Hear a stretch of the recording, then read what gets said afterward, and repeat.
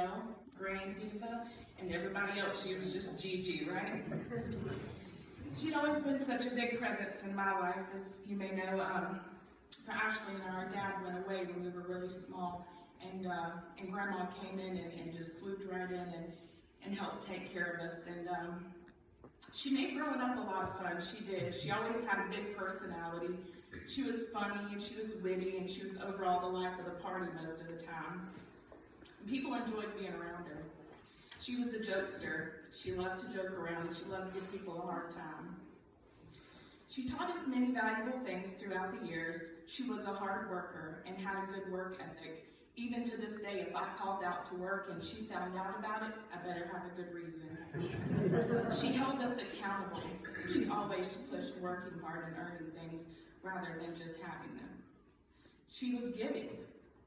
Back in her Conoco days, she would sponsor a family for the holidays, and she loved being a part of that. And she let Ashley and I go with her to pick out gifts for the children and take part in, handing them out. And she really enjoyed that. She made the holidays a lot of fun. She would sing and take us to look at Christmas lights in the back of her truck. She'd put us in the back of this 2-seater truck, me and Ashley, put a blanket over us and tell us don't move. So we'd climb in the back of the truck and we wouldn't move until she stopped. She was the backbone of our family. She loved her siblings, she loved her kids, she loved her grandkids and her great-grandkids, and she loved Bobby Clark. She wanted to see us succeed. She was always supporting us no matter what it was, if it were sports, school events, or even when I wanted to become a professional singer. She was always working behind the scenes to give us the resources that we need to succeed. If you needed a computer for school, she was on it. If you needed a vehicle, she was on it. If you needed your cell phone bill paid, she was on it. She was our biggest fan and our biggest support. She was brave. She wasn't afraid of anything. I mean anything. I do remember coming home one day. She had picked Ashley and I from school, and we lived in Conley. We come home, pull in the driveway, and the front door is wide open. She puts that truck in park. She's like, sit right here. She goes in the house, just wanting somebody to be in there. She wasn't afraid of anything. She was honest, brutally honest. I know that Mark and I have been dating a couple of months, and he shared a conversation with me that they had, and she asked him, why is it, Mark, that you don't know the Lord? So Mark said he began to explain and talk to her as to why he didn't know the Lord. And at the end of the conversation, she said, can I ask you something without you getting offended? He said, go right ahead. She said, to be so smart, you sure are stupid. She was patient. She really was. We really saw this when Papa got sick. It was tough for her to see him like that for sure. But she loved him and took care of him with everything she had in her, even if it was tiring. She cared for him and she loved him. She was humble. I remember when my dad's mom passed away, my Granny Jackie, Nanny and Granny Jackie did not always see eye to eye. But when Granny Jackie got sick, the last Thanksgiving before she passed, my grandmother cooked a full meal and took it over there for her and her family on Thanksgiving Day so that they would be able to have something to eat. She was always willing to help those in need. She was forgiving. She was very forgiving. She was no stranger to heartache, but she encouraged us that everything was going to be okay, beared the burdens with us, and done things to help. She was very comforting. She had a heavy past that she was not always proud of. It weighed heavy on her for many years. We invited her to church to see us sing in the choir, and she began to come.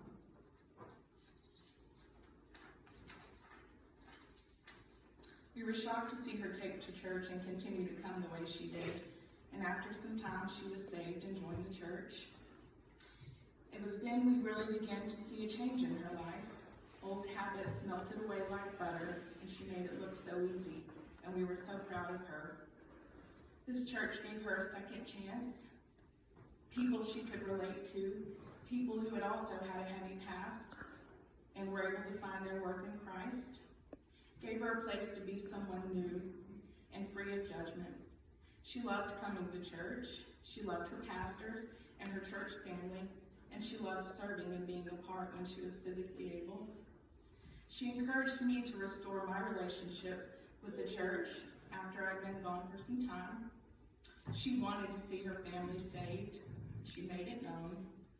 She asked tough questions and offered advice and prayed for her family to know the Lord. She'd say, if I can do it, you can do it. She was redeemed and made no secret of it. She was confident in her decision and never turned back.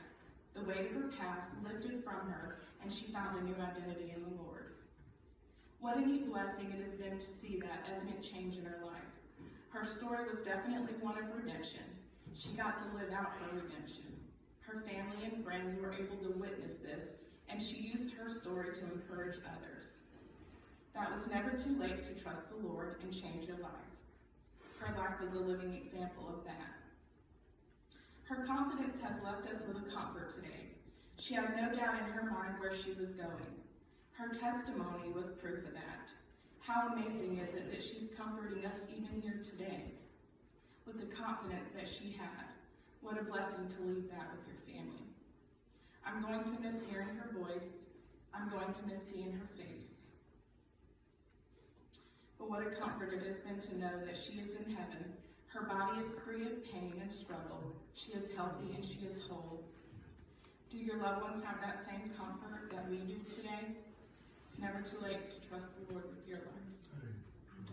And CJ can't be here today. He's finishing up some basic training to prepare for the Army, but he had written Nanny a letter a few weeks ago, and she was rubbing it in everybody's face that she was the first one to receive a letter from him. He goes on to tell her that he's been doing okay and he's been learning a few things.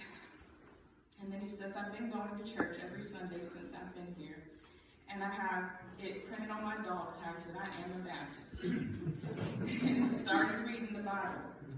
I'm still on Genesis, but I'm learning much about Abraham, Lot, and Jacob. In fact, I have church in about 30 minutes from now. She called me after she received this letter, and what a blessing it was to her to know that he was making those decisions. I think she's seen him last around the holidays and was encouraging him to spend this time that he had, his free time, to read his Bible and get to know the Lord. And when she got this letter, it made her heart so happy to know that he was doing just that. And at the end, he said, pray for me, and I'll keep praying for you. And so I just wanted to share that since CJ could not be here today. I do appreciate you all coming here. I appreciate the calls, the texts, and the support that we've had. It's been overwhelming in a good way. And I really do appreciate this church and our family, and I look forward to seeing her again. Amen.